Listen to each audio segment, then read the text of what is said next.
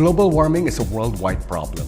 There is no difference between carbon emissions coming from developed countries and those coming from impoverished ones. The cumulative effect of these emissions is what determines the extent of climate change. Temperatures in the region are seen to rise by as much as 4.8 degrees Celsius between now and the year 2100, a phenomenon bound to affect agricultural cycles. Studies show that for every 1 degree increase in nighttime temperatures, a 10% reduction in harvest can be expected. One can only imagine the ensuing havoc once food becomes scarcer and more expensive for our ever-increasing population. I spoke to Sir Angus J.B. Miller and Mr. Steve Crossman, the energy advisor and climate change leader respectively of England's Foreign and Commonwealth Office. This is the UK's equivalent of our Department of Foreign Affairs. They visited the country to draw attention on climate change mitigation. This is what they had to say.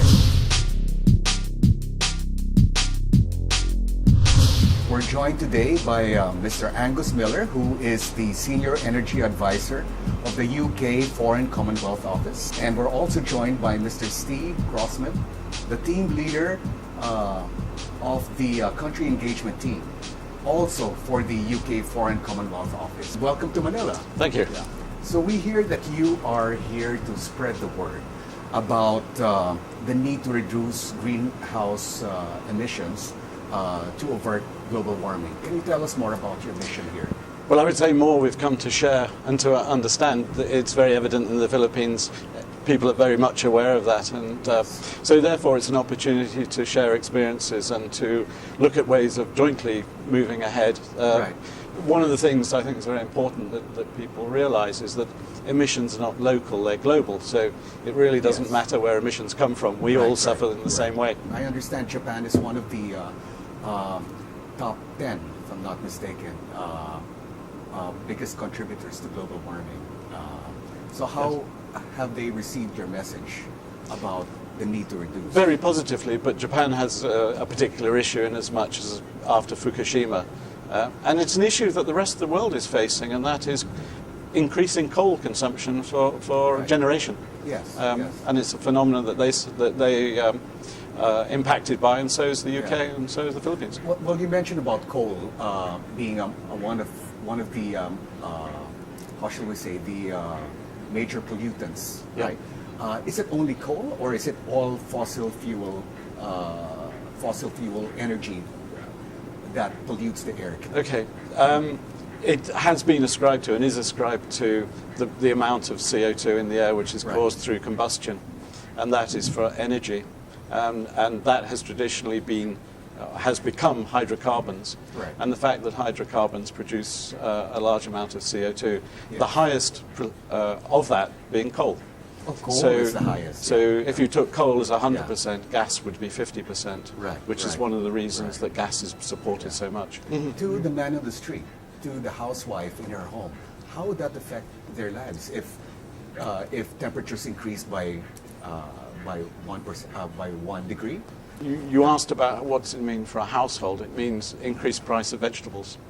That the seasons are lost. That is very relevant. There will be a change, even in the food chain. Absolutely. And the economics that affect the food chain. Let me ask you, Angus, who among the top, which countries are the biggest pollutants, and are there commitments from them to reduce their carbon emissions? Well, yes. I mean, the biggest two emitters today are China and the United States. Okay. And both of them are now looking at what commitments they can give. I appreciate that the UK has a very quantitative approach towards its aspirations, towards lessening your carbon footprint. Now, recently you launched the carbon plan in 2011. Can you tell us about the objectives of this plan and what are the components of it? It's a way of combining all the necessary measures into one focused activity or series of activities. That its purpose is therefore to ensure that the entire population understands and can contribute to that process. And so there is a green bank which has been established, and that is to make loans. 80% of its loans will go to such things as double glazing, to insulation, to improving homes as well as businesses. And there's another area that I think is particularly important for the population, and that is that loans can be made available to households. So the installation of energy efficiency measures in a normal home is a very expensive activity. Right. And frankly, a lot of people don't have the money to do it. Of course. But recognizing that, what the government has done has brought in a measure which allows for people in their homes, the money is loaned to them, the installation or whatever it is that they require is installed, and they pay it back through their electricity bill or gas bill over time. Over the savings? Yes, From the savings. From the savings. So you mentioned about the Green Investment Bank. How does this connect with the carbon plan, Angus? It's all part of the same strategy. And actually what I should have also said is energy efficiency is very much part of that. Yes. So you can reduce the amount of consumption of energy through more efficient equipment. And it's something actually that is happening in the Philippines. I know now you have a website where you can go and look at the rating of any particular household item. And actually we don't have that. We have the ratings, but we don't have a website where you can do that. That's good to know. One of the challenges, I would suppose, if I were to, let's say, I would try to implement the carbon plan in the Philippines and ask civil society to pitch in towards conservation. That would be a little hard, considering that they would have to change lifestyle. They would have to change some of their appliances. They have to change how they live, basically. I mean, I think it's still an ongoing process. Yes. It's a question. It's a question of education. Right. And I think there's two elements to that. The first is the education, getting the messages out there, explaining what these things mean, and the realities, such as we were talking about before. So perhaps an example here might be the implications of major changes in the rains for the rice crop, for example. Exactly. Yeah. So you put it in those terms, and then the other is in people's pockets, because as prices on carbon, well, for example, the rising price of petrol is hitting people in their pockets, and what we're seeing now. I mean, if you went back even 10 years ago, probably the average car was about 26, 30 miles to the gallon. Right. We've now got cars coming on the British market doing between 70 and 90. How do you have a change in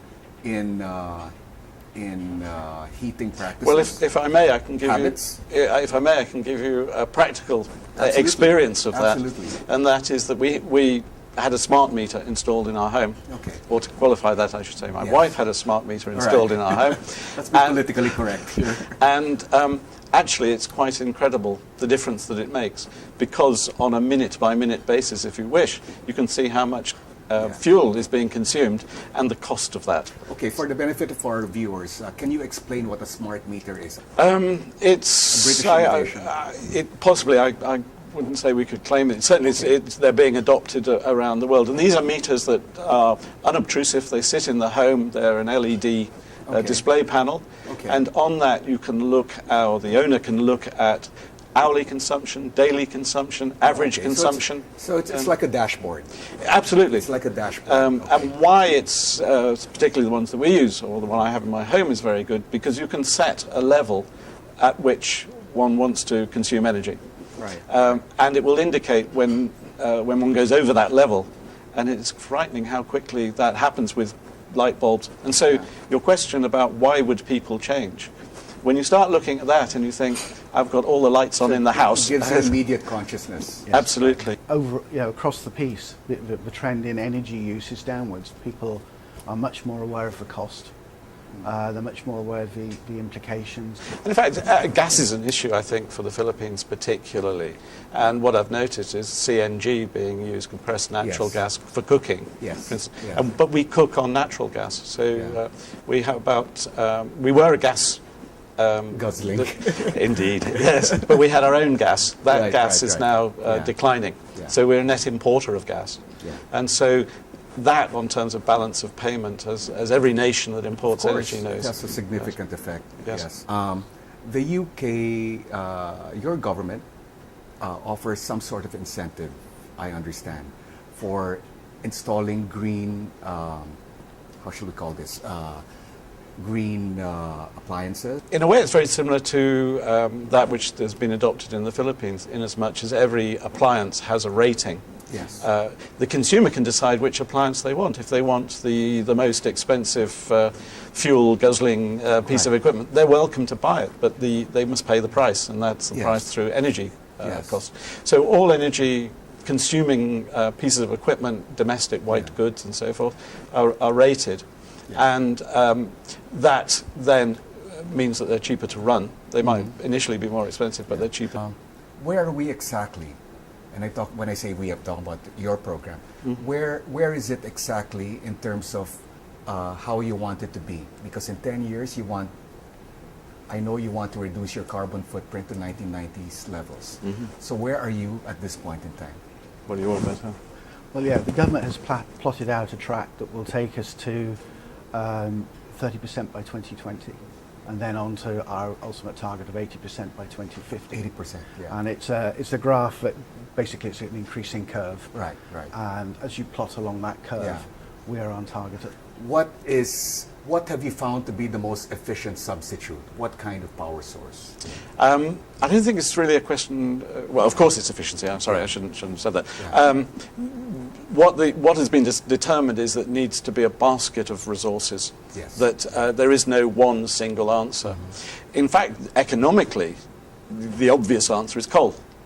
Environmentally, it's not the obvious answer. Yes. So we're talking about an environmental point of view.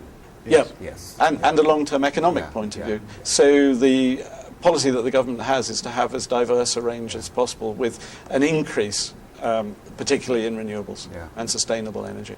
Yes. Well, this is such an interesting discussion, Angus and Steve, and I would love to talk more about this, but we have limited time. But I thank you for the insights and the lessons that you've imparted to us. And I'm sure it's been very educational for our viewers. Thank you. So thank you. And again, welcome to Manila.